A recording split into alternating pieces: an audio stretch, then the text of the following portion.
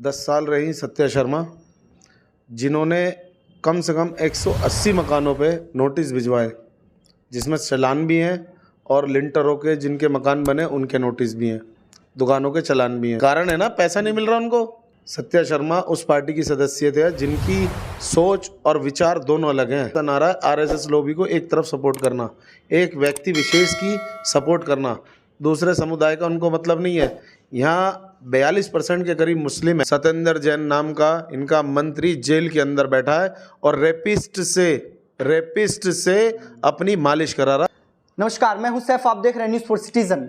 अभी हम गौतमपुरी क्षेत्र में हैं और ये वार्ड नंबर 226 पड़ता है और हमारे साथ हैं मोहम्मद रियासत साहब, जो कि काउंसलर का चुनाव लड़ रहे हैं। और हम जानने की कोशिश ये कर रहे थे कि 226 में इस बार किन की जीत हो सकती है, कौन कौन लोग खड़े हैं, क्या क्या मुद्दा है इस क्षेत्र में, इन तमाम चीज़ों को लेकर के जनता के समक्ष गए थे, बात कर रहे थे हम। इसी दौरान हमारी इनसे मुलाकात हुई तो हमने कहा चलिए सर एक हमें बाइट दीजिए और जानने की कोशिश करते हैं इनका क्या क्या मुद्दा है, किस तरह से चुनाव लड़ रहे हैं। अस्सलाम वालेकुम। वालेकुम सलाम। क्या लगता है सर, जय हिंद, इस बार आपके क्षेत्र में किस तरह का क्या क्या मुद्दा है, कौन से मुद्दा लेकर के आप क्षेत्र में जा रहे हैं? सबसे बड़ा मुद्दा हमारे यहाँ जो है वो है सफाई का, क्योंकि यहाँ 15 साल से बीजेपी के काउंसलर रहे। 10 साल रही सत्या शर्मा, जिन्होंने कम से कम 180 मकानों पे नोटिस भिजवाए, जिसमें चालान भी हैं और लिंटरों के जिनके मकान बने उनके नोटिस भी हैं, दुकानों के चालान भी हैं। किस चीज़ को लेकर के उन्होंने भिजवाया? कोई मकान बना रहा उसके, कोई दुकान चला रहा उसकी, अपने आप उसका कोई कारण नहीं? कारण है ना, पैसा नहीं मिल रहा उनको। अच्छा।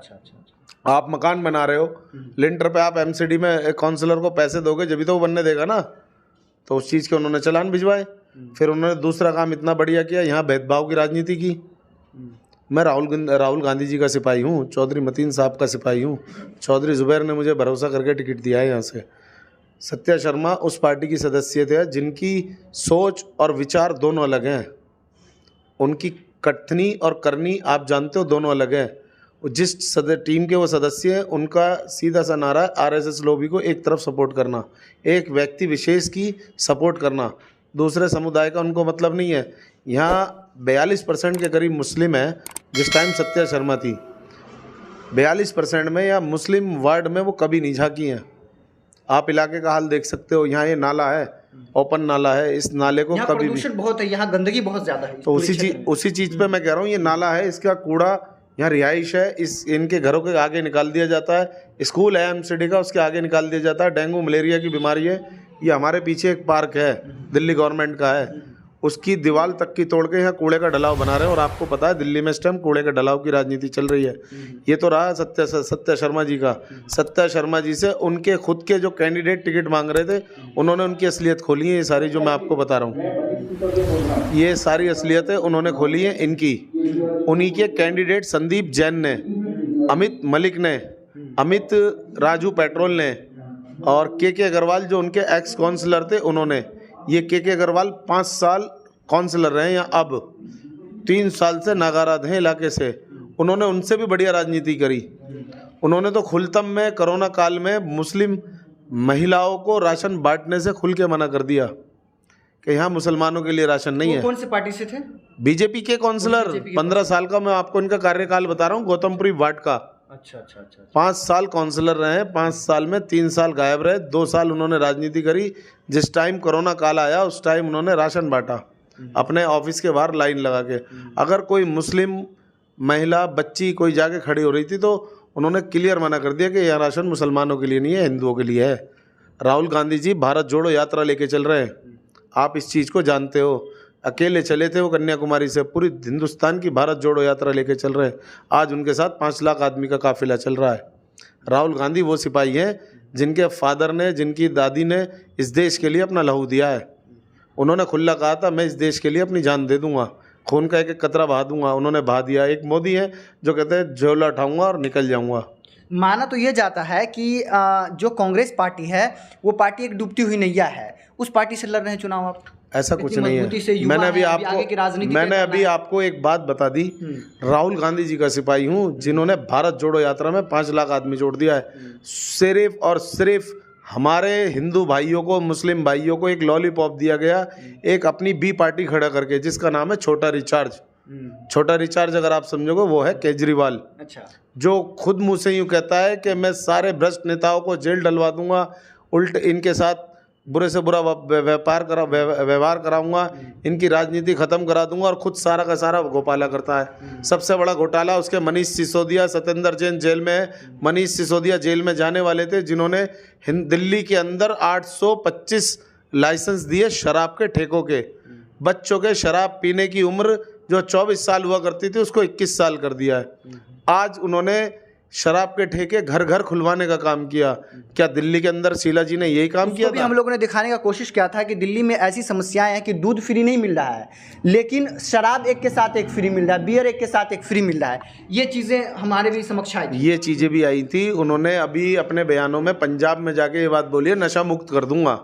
लेकिन जहाँ से वो पूरी बहुमत से जीते हैं ना, 67 विधायक हैं उनके, उन्होंने दिल्ली में नारा दिया था नशा मुक्त, बिजली फ्री, पानी फ्री। बिजली के बिल आप घर जाके देख लो, कमर्शियल मीटर में कितने आ रहे हैं, घरेलू मीटर में कितने आ रहे हैं। पहले 2 महीने में बिजली के बिल आया करते थे, अब 28 दिन में, 25 दिन में बिल हाथ में आ जाता है। पानी फ्री, पानी आज तक साफ आया ही नहीं है। आप इलाके में सर्वे कर सकते हो, पूरे इलाके में गंदा पानी आता है। कांग्रेस के टाइम में, शीला जी के टाइम में, यहाँ चौधरी मतीन विधायक थे, 5 बार के विधायक है, 4 बार के जीते हुए, उनके टाइम में पानी कभी गंदा नहीं आया है। अच्छा, मान लीजिए आखिर आप इस क्षेत्र से 226 से चुनाव लड़ रहे हैं पार्षद का, तो जनता आखिर आपको क्यों वोट दे? क्या कारण रियासत जी को ही चुने जनता? नहीं, कारण नहीं है, ये उनका प्यार है। 15 साल से उन्होंने राजनीति देख ली, लोग बदलाव चाह रहे हैं। यहाँ एक अनिल जैन आम आदमी पार्टी से खड़े हैं, वो अपने आप को मुस्लिमों का हमदर्द बताते हैं। इतने बड़े हमदर्द है। जो उनकी पार्टी के नेता है ना केजरीवाल, उन्होंने आज तक मुसलमानों के लिए कोई बात बोली नहीं है, और उन्हें मुसलमानों का वोट चाहिए भी नहीं बॉस। उन्होंने, आपको ध्यान हो, कोरोना काल में दंगों में मुसलमानों का कितना साथ दिया है। उनके भागे हुए विधायक आपके कपिल शर्मा मौजपुर चौक पे आके खड़े होकर उन्होंने दंगा कराया, उनके लिए एक वर्ड नहीं बोला। तो बीजेपी में है, आपके भागे हुए हैं ना विधायक, तो अभी बीजेपी में, लेकिन भागे हुए तो आपसे मिला था, इसलिए बीजेपी में कूद गए। ए बी पार्टी है दोनों, छोटा रिचार्ज है। अब आ जाओ मुसलमानों का, मुसलमानों को उन्हें वोट नहीं चाहिए। उन्होंने राजनीति करी है सिर्फ अपने फायदे के लिए, अपने आप को हिंदुस्तान में साबित करने के लिए। हमारे सरपरस्त, हमारे बुजुर्ग हैं, मरकज़ के जिम्मेदार हैं। उन्होंने अपनी पूरे बायोडेटा कोरोना काल में निज़ामुद्दीन थाने में दे दिया कि जी मेरे यहाँ इतने लोग जमाती यहाँ से हैं, इतने लोग यहाँ से हैं, इतने लोग यहाँ से हैं, इन लोगों को पहुँचाने के लिए मुझे सुविधा कराई जाए। उन्होंने किसी कपिल मिश्रा जैसे विधायक के लिए कोई वर्ड नहीं बोला, लेकिन वहाँ जाके उन्होंने मुसलमानों को कोरोना बम बोला है, मरकज़ पे ताले लगवाए उन्होंने। तो उन्हें मुसलमानों के वोटों की ज़रूरत कब है? उन्हें जिनकी ज़रूरत है वो अपनी राजनीति खेल रहे हैं। उनको उतारा गया था मोदी और अमित शाह की तरफ से, यही सोच के उतारा गया था जो anti Congress vote, anti BJP vote है, जो कांग्रेस का वोट है, वो उनको मिले। लेकिन पब्लिक अब जान चुकी है उनकी असलियत, पब्लिक अब उनको सबक सिखाएगी, और शुरुआत आप देख लेना इस सिलमपुर विधानसभा से होगी। अगर मान लीजिए कि आप जीत जाते हैं, वार्ड पार्षद आप बन जाते हैं, तो आप अपने क्षेत्र के लिए, वार्ड नंबर 226 के लिए क्या क्या कार्य कीजिएगा? मेरे यहाँ तो बहुत कार्य हैं बॉस। ये तो 15 साल से कूड़ा घर बना दिया है इन्होंने। सबसे पहले मेरी लड़ाई होगी ये जो हमारा नाला है ना ओपन, यहाँ हमारे बच्चे गिर चुके हैं, कई मौतें हो चुकी हैं लोगों के, जो पशुपालन पालने की चीज़ें, भैंस, गाय, बकरी, यहाँ तक के मैं बता रहा हूँ आपको, बच्चे गिर चुके हैं, बड़े बुजुर्ग गिर चुके हैं इस नाले में। इस नाले को ढकवाने का काम करूँगा सबसे पहला। दूसरा काम, आप 15 साल बीजेपी के काउंसलर रहे, उन्होंने अपनी गलियों में, अपने वार्डों में नाली मुक्त गौतमपुरी वार्ड कर दिया है, लेकिन जो मुस्लिम गलियां हैं ना उसमें कूड़ा युक्त कर दिया है, कूड़ा युक्त, कूड़े के ढलाव, कूड़े का अंबार। तो सबसे पहला काम होगा सबको साथ लेके चलने का और इस गौतमपुरी को नाली मुक्त बनाने का। दूसरा मेरा काम होगा, हमारे वार्ड के अंदर बच्चियों के लिए कोई लाइब्रेरी नहीं है।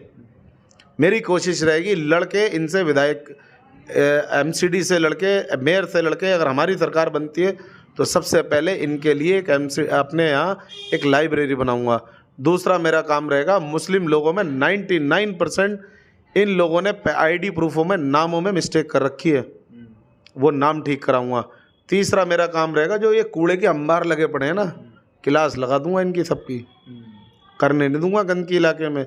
मुस्लिम में भी नहीं और हिंदू में भी नहीं। दोनों क्षेत्र के लोगों में, दोनों समुदाय के लोगों में एक साथ खड़े होकर काम कराऊंगा और नेता गली गली बना दूंगा। नेता का काम इतना होगा, जो अधिकारी काम नहीं करेगा तो मुझे बुलाएंगे। चौधरी जुबैर ने 1 साल में करके दिखाया चौहान बांगर में।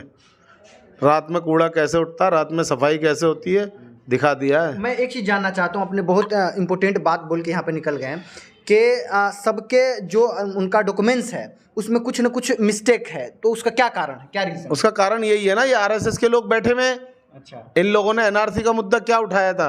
एनआरसी पे यही तो उठाया था ना कि इनके डॉक्यूमेंट्स में नाम गलत होंगे और इनको बांग्लादेशी, पाकिस्तानी, हिंदुस्तान से बाहर निकालने की राजनीति करेंगे। कांग्रेस पार्टी ने कभी नहीं करी ये राजनीति। हिंदुस्तान हिंदू, मुस्लिम, सिख, ईसाई सबसे मिला के बना हुआ है।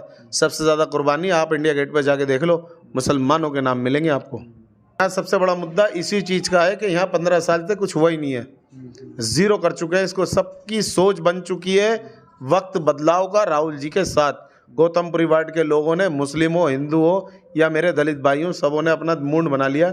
मैं लोगों से घर घर जाके मिल रहा हूँ, डोर टू डोर कंपेनिंग कर रहा हूँ। एमसीडी का स्कूल है, उसमें किस तरह की शिक्षा है अभी वर्तमान में?